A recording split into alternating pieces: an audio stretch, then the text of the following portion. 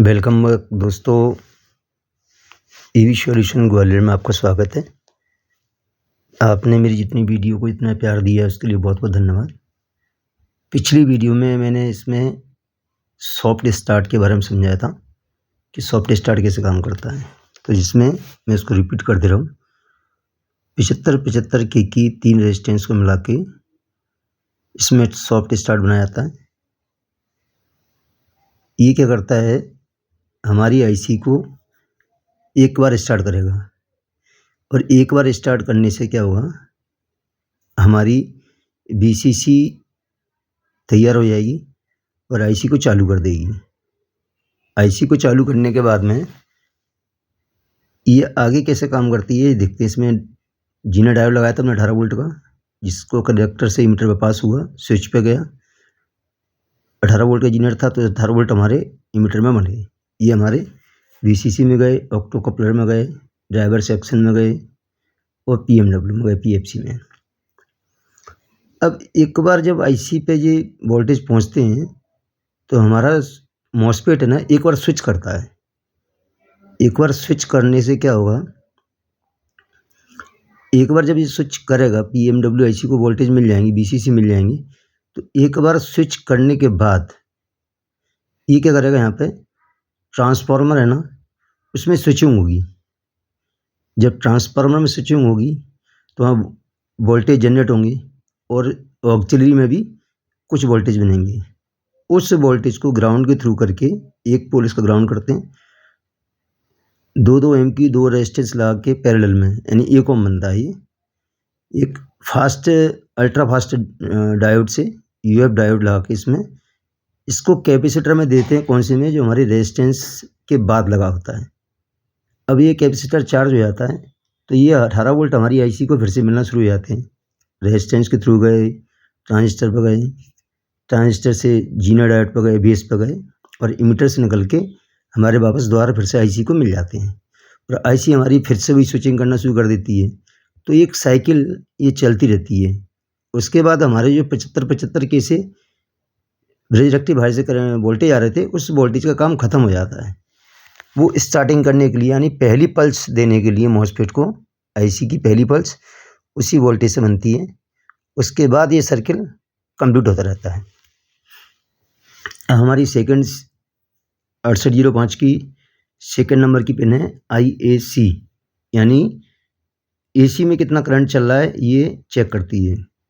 इसमें 2.9 mega ohm की 2 resistance लगी होती हैं, 0 ओम की एक जम्फर मान लो और 15 वोल्ट का डायोड लगा होता है।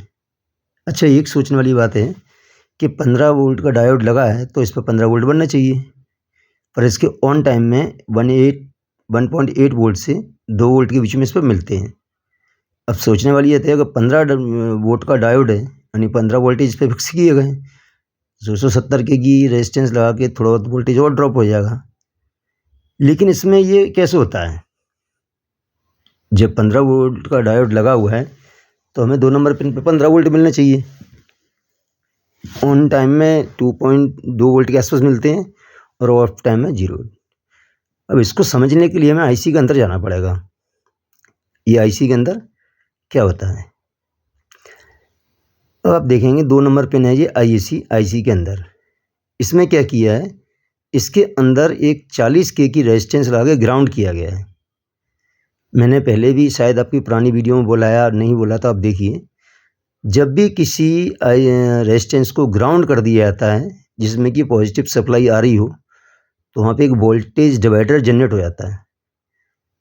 वोल्टेज डिवाइडर जनरेट हो जाता है यानी कि जो बाहर से 15 वोल्ट आए थे ना, वो 40 के की रेजिस्टेंस से डिवीज़न हो गया, यानी डिवाइडर बन गया, वोल्टेज डिवाइडर।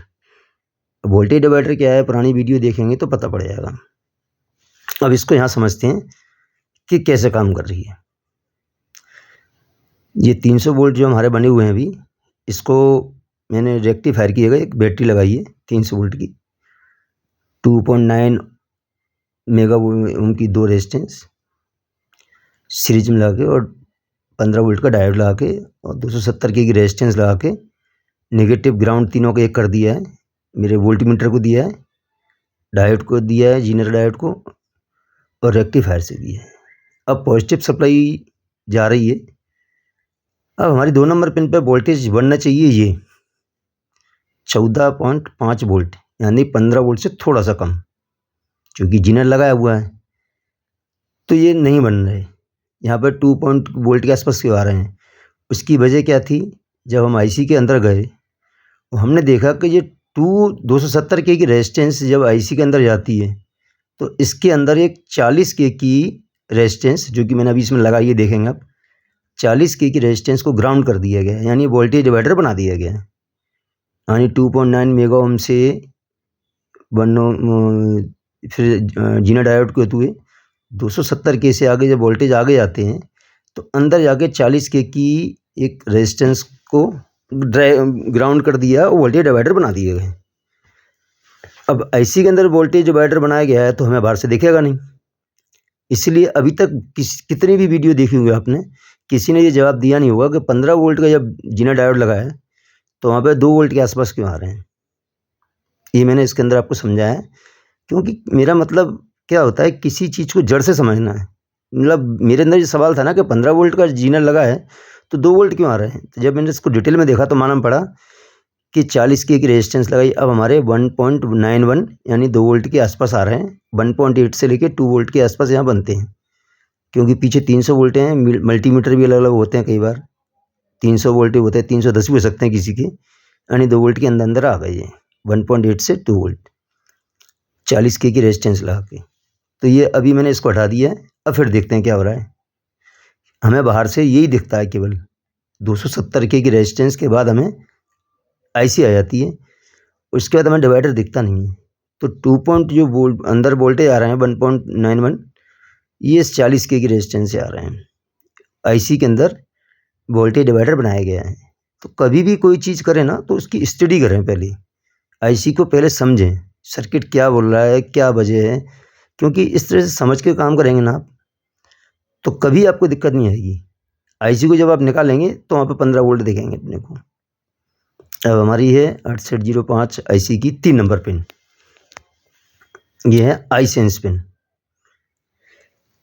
अब ये आई सेंस पिन करती क्या है? जब आई सेंस पिन को देखेंगे तो ये नेगेटिव से आ रही है, सारे वोल्टेज हमारे पॉजिटिव से आते हैं, ये हमारी नेगेटिव से आई है।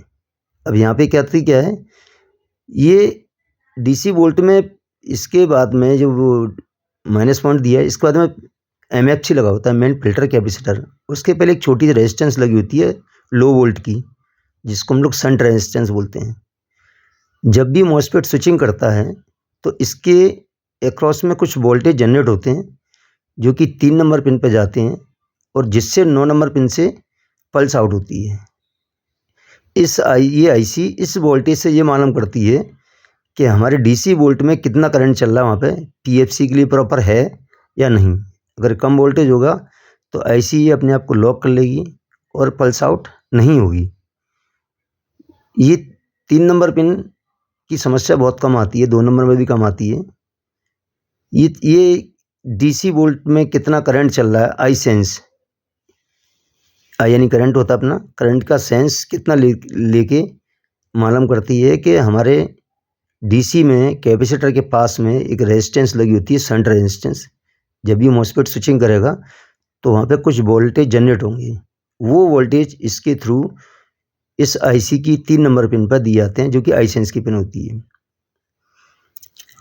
पिन नंबर 4 हमारी है 6805 की VEAO, voltage error amplifier output.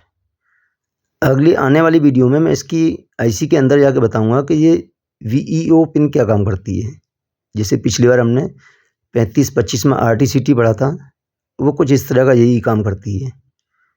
VEO pin ये एम्पलीफायर एरर ये क्या करती है, जब इसके 2 नंबर और 3 नंबर यानी कि IAC और आई सेंस, ये दोनों पिनें में जब कोई भी वोल्टेज गड़बड़ होंगे, 2 नंबर और 3 नंबर, इन दोनों के अंदर कहीं भी गड़बड़ी हुई ना तो एरर एम्पलीफायर क्या करेगा, पीएफसी को, ये 1, 2, 3 और 4 और 5, ये चारों पिन है ना, पहली तो ग्राउंड हो गई तो उसकी बात ही ख़त्म।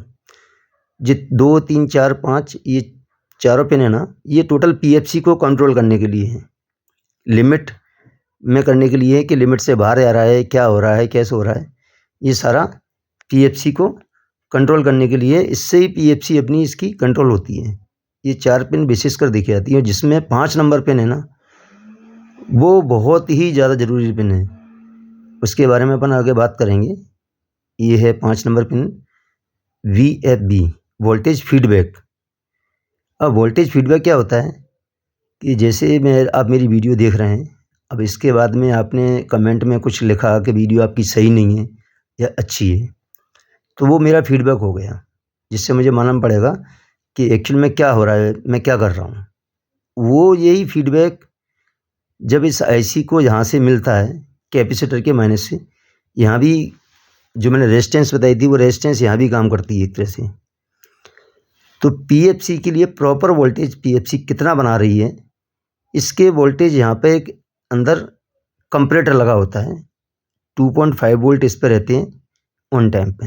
ये 2.5 वोल्ट कैसे काम करते हैं, 2.5 वोल्ट ही यहाँ पे क्यों आते हैं, अगर 2.5 वोल्ट से ज़्यादा आएंगे तो क्या होगा, कम आएंगे तो क्या होगा, ये सब चीज़ें हम इसको डिटेल में समझेंगे, अगली वीडियो में बहुत डिटेल समझेंगे। क्योंकि ये पिन 5 नंबर, 7 नंबर और 8 नंबर, ये पिन ऐसी पिन है कि इन पिन में से किसी में भी वोल्टेज ड्रॉप हुए तो आपका चार्जर चालू नहीं होगा, क्योंकि जब तक प्रॉपर पीएफसी पे फीडबैक नहीं मिलेगा तब तक पीएफसी काम नहीं करेगा। तो आप वीडियो में बने रहें, आगे इसकी वीडियो आएगी, अगली वीडियो होगी वोल्टेज फीडबैक की, फिर 6 नंबर 7 नंबर होगी, 8 नंबर मैं पहले ही समझा चुका हूँ। कृपया आप लोग कमेंट ज़रूर करें कि क्या कमी दिख रही है, क्या नहीं दिख रही। आप लोग बहुत प्यार दिया, बहुत बहुत